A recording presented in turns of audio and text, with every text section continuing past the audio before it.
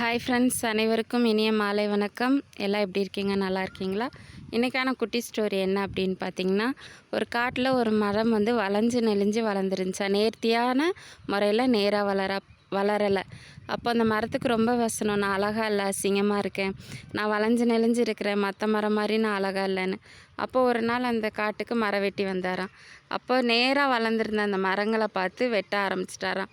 இந்த வளைஞ்ச மரங்கள் யூஸ் இல்லை அப்படின்னு சொல்லிட்டு விட்டுட்டாங்களாம்.